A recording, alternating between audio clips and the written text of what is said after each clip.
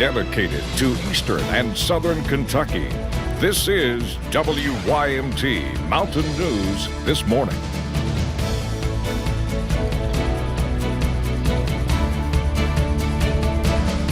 Good morning, I'm Lacey Roberts. Thank you for joining us on Mountain News this morning. Today is the last day of July, the 31st, and it's also Friday, also known as Friday in my book. But right now we are in a severe weather alert day, so let's go ahead and bring in Brandon Robinson right away to tell us what we're looking at. Good morning, Brandon.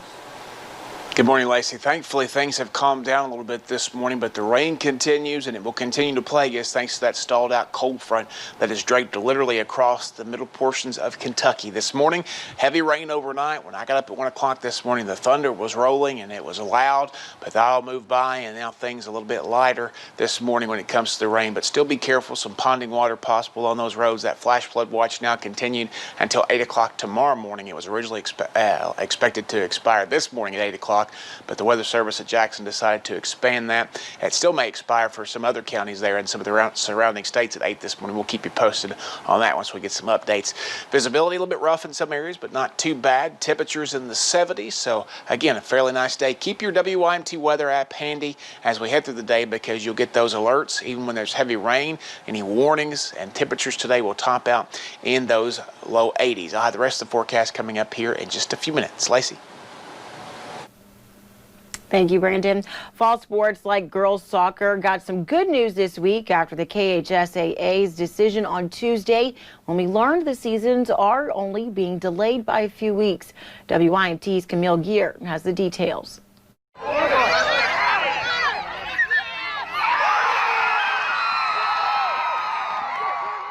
The Prestonsburg Lady Blackcats' chance for another region title hung in the balance. High school soccer is really fun to me, and it's just like being with all my friends all the time and playing games. It's just so much fun, and I was worried that we wouldn't have that or it was going to get moved to the spring.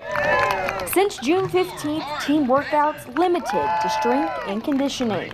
The first part of the season to me is the worst because of the fitness and just trying to get in shape, and it's just been so much of that recently. But on Tuesday, the KHSAA gave the team some hope, with full practice starting on August 31st and games on September 7th. I was really excited. I'm sure they were too. Just knowing that we're going to get to play, even though the games are cut off a little bit, I'm still excited knowing that we have something to shoot for. But with the new regulations comes some downfalls, limiting the number of games from the normal 21 to now 14. I mean, these are going to be kids that haven't played with contact for 6 months that are going to get 2 weeks of it and then thrown into the fire. So it might be ugly early. And losing their biggest fundraiser, Soccerama. Our funds will probably be somewhat drained this year. I think we're lucky enough to, like I said, have some put back where we can get through it. But yeah, it's a pretty big hit, and I know that everybody's going through that. Hoping for a season and another trip to state. In Prestonsburg, Camille Gear, WYMT, Mountain Sports. Last year, Prestonsburg won the 15th region title in double overtime versus Lawrence County. And although the KHSAA has plans to play fall sports this year, that will not include the Pike County Bowl. The Pike County Bowl Committee made the decision yesterday to cancel the 36th annual bowl, which was scheduled for the second weekend of the season. Despite the cancellation, the committee still has plans to give the money to the schools.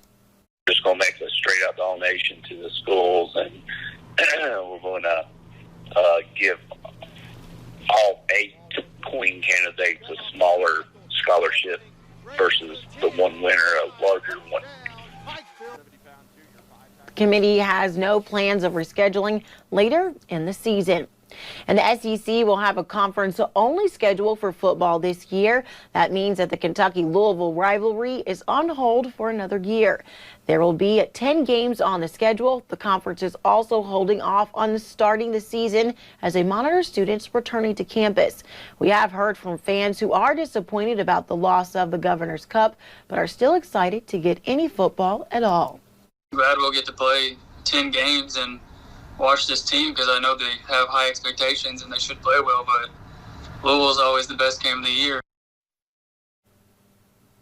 The SEC championship game is also pushed back to December 19th, the weekend before Christmas.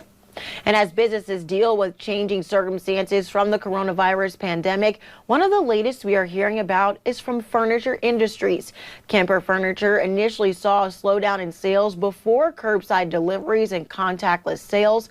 However, sales are now increasing, and they are even selling many pieces right off the floor.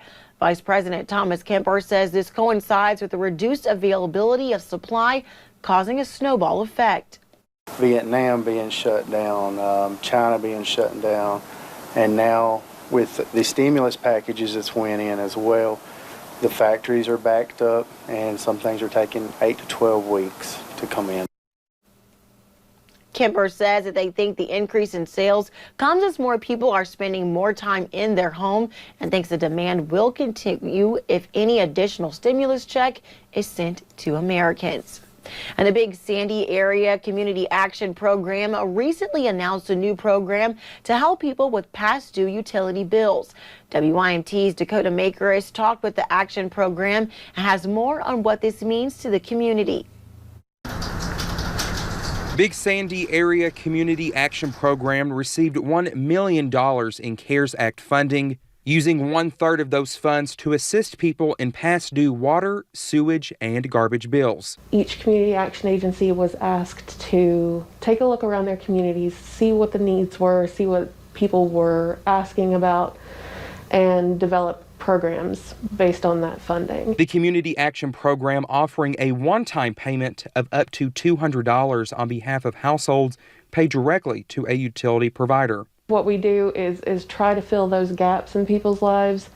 So, you may come up short because you had to buy medicine or you needed to buy food or something like that.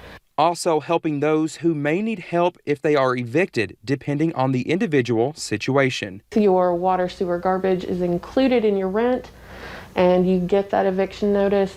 You can come to us and we can help you with up to $200. Grant writer Sarah Hill says those who make at or below 200% of the federal poverty level are eligible. For example, 200% of the federal poverty level is a gross monthly household income of $2,127 for a one-person household. Raising that limit to 200% ensures that we are going to be able to reach, people who fall into that working poor category. Households in Floyd, Johnson, Martin, Magoffin, and Pike counties are eligible for assistance. Need has soared. We know it's out there, and we're really excited to be able to help people make those ends meet. Looking to serve 2,000 households. In Johnson County, Dakota Makers, WYMT Mountain News. Applications for this program begin August 4th. To see if you are eligible, you can call 1-877-792-2219 to book an appointment Monday through Friday from 8 a.m. to 4:30 p.m.